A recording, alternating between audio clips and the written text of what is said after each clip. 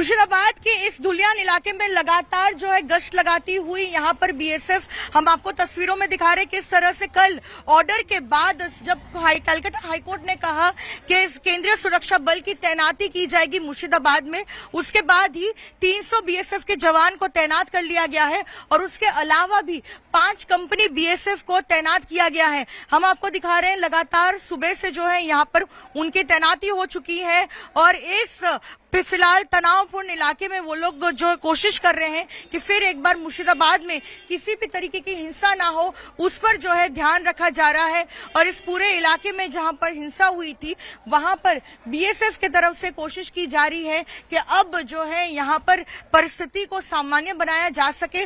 और आप देखिए साथ ही जो स्टेट पुलिस है उनके तरफ से भी जो है यहाँ पर लगातार पेट्रोलिंग की जा रही है ताकि ये सुनिश्चित किया जा सके कि यहाँ अब जो है बिल्कुल शांति रहे और फिर एक बार सिचुएशन वॉलेटाइल ना होकर किसी को भी क्षति ना पहुंचे।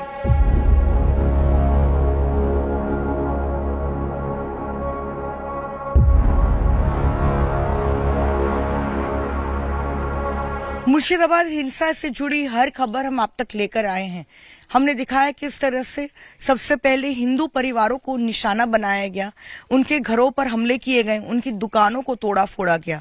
उसके बाद हमने दिखाया कि किस तरह से हिंदू परिवार मुर्शिदाबाद के धुलियान से पलायन करने को मजबूर है। मालदा से वो भी तस्वीर हम आपको लेकर आए जहां पर धुलियान में रहने वाले तमाम जो यहाँ पर हिंदू परिवार है जिन पर हमले हुए थे वो अपना घर बार छोड़कर जो है एक राहत शिविर में जाने के लिए मजबूर हुए थे मालदा में। और ये धुलियान का ही एक ऐसा गांव है जहां पर हिंदू परिवार बड़ी संख्या में रहते थे। लेकिन अब हम आपको दिखाते हैं इस गांव में अब कोई भी नहीं है, या फिर कह सकते हैं कि न के बराबर लोग रहते हैं। आप देखिए यहाँ पर आज भी निशान है किस तरह से आगजनी की गई थी, चीजों को तोड़ा फोड़ा गया, इस घर पर जो है हमला किया गया। देखिए ये प्लास्टिक जो है पूरा जलकर खाक हो चुका है और स्थानीय लोगों का कहना है कि बम फेंके गए थे और इन घरों में जो है पूरी तरह से आग लग गई। तो समझ लीजिए जिस दरवाजे को तोड़कर अंदर नहीं जा पाए थे उसी जगह पर एक बम चार्ज कर दिया और उस बम चार्ज करने के बाद ये घर जो है जल गया। इस घर में जो रहने वाले थे वो फिलहाल यहाँ नहीं है। उसके बाद एक और हम घर दिखाते हैं। देखिए ये घर पर भी हमला हुआ और फिलहाल यहाँ पर भी रहने वाले जो हैं वो ताला लगाकर जा चुके हैं। और इससे आगे धीरे धीरे जैसे ही हम बढ़ते हैं हमको दिखाई देगा कि किस तरह से यहाँ पर घंटों तक तांडव चला और किस तरह से जो है लोग अपना घर बार हर कुछ जो है छोड़कर चला गया।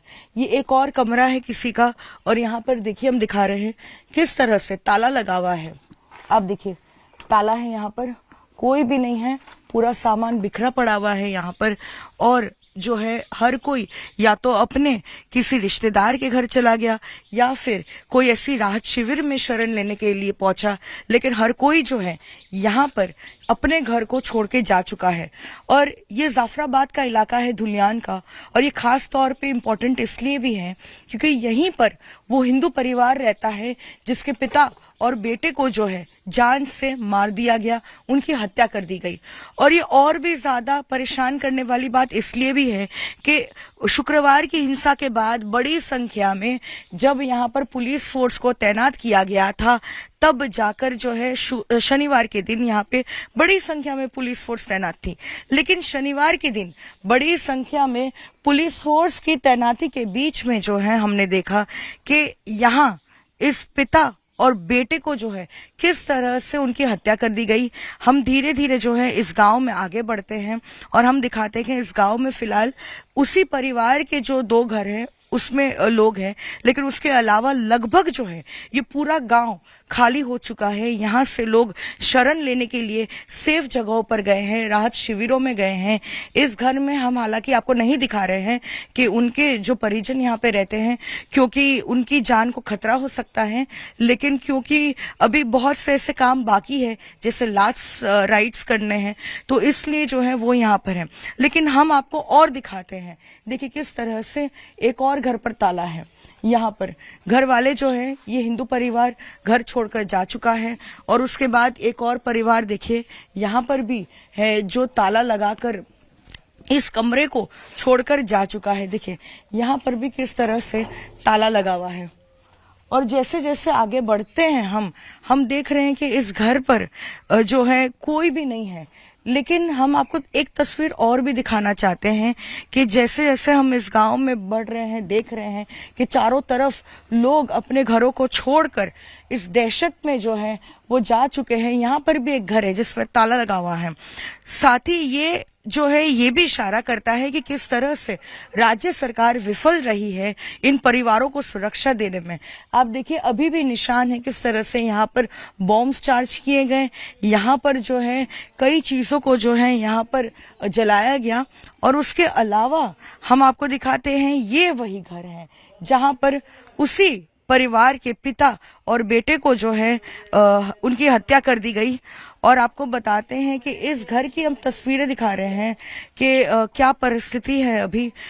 आप देखिए यहाँ पर पथराव के निशान हैं और पथराव इस तरह से किया गया क्योंकि यहाँ पर ऐसा लग रहा है कि लूट के जो है इंटेंशन से यहाँ पहुंचे थे और इस घर पर लगातार जो है अटैक हो रहा था और इस दरवाजे को तोड़ने की कोशिश हो रही थी।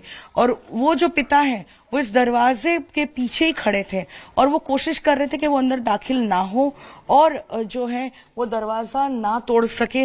लेकिन क्योंकि वो बेहद कोशिश करते रहे कि वो लूट नहीं होने देंगे और ऐसे में उन्होंने ये दरवाजा तोड़ दिया, अंदर दाखिल हुए, पिता को बाहर लेकर गए और उसके बाद जब बेटा आया पिता को बचाने के लिए तब उसकी भी जो है हत्या कर दी गई। आप देखिए इस घर का क्या मंजर है, लूट मचाई गई और साथ ही जो है इस पिता और बेटे की हत्या भी कर दी गई। उनकी पत्नी है, एक बार उनसे बात करने की कोशिश करेंगे। हालांकि बेहद ये जो है दुख का समय है, वो शायद बात करने की परिस्थिति में भी ना हो, लेकिन उनसे बात करेंगे। दीदी की হয়েছিল শনিবার দিন? কি হবে তো ওরাই সব এলো, সব দুবার তিনবার চলে গেল। পুলিশ এলো তো এরকম এই ঘটনা ঘটতো না, পুলিশ তো এলো না। দুবারের বেলায় তখন চলে যায়, তিনবারের বেলায় কেটে গেল। তো আমরা কাকে লিয়ে থাকবো, কি করে বেঁচবো? পুলিশ এলে তো এই ঘটনা হতো না। তোমরা যেগুলা করতে এসেছো তো আমাদের কি কেউ হয়েছে পাশে দাঁড়াইলো? পুলিশও তো এলো না 3 ঘন্টা ধরে, তো কেমন করে হবে? ওরা কি লুট করার জন্য ভেতরে ঢোকার চেষ্টা করছিল আর উনি আটকানোর চেষ্টা করছিলেন তখন কি? না, ওরাও তো ইট পাথর ঝাড়ছে, সাবল দিয়ে দুয়ার ভেঙছে, ওইলাই করছে। তখন আপনারা কোথায় ছিলেন? এই তো এখানে বাড়িতে। এখানেই? হ্যাঁ। সমস্ত কিছু আপনার সামনে হলো? হ্যাঁ, টেনে লিয়া গেল দেও তো কোপাইলে 2 বাপ বেটাকে। কতজন ছিল? মেলাই জন ছিল, একটা আড্ডা নয়। সব মুখে ঢেকে ঢেকে আছে, চিনা যায় না কাউকে। আপনার গ্রাম তো পুরো ফাঁকা হয়ে গিয়েছে, হ্যাঁ, সবাই চলে গেছে বাড়ি ছেড়ে। তো আমরা কি করবো? আমরাও চলে যাব, কোঠে যাব? তোমরা যে এসেছো তো পাশে দাঁড়াবো না, কিছু ব্যবস্থা করবে না? देखिए बेहद जो है दुख भरा ये समय है। वो बता रही हैं किस तरह से ये सारा सब कुछ जो है उनके सामने हुआ, उनके सामने ही जो है उनके पति को, उनके बेटे को जो है घर से टान कर लेकर चले गए और उसके बाद ही इस घर के बाहर उनकी हत्या कर दी गई।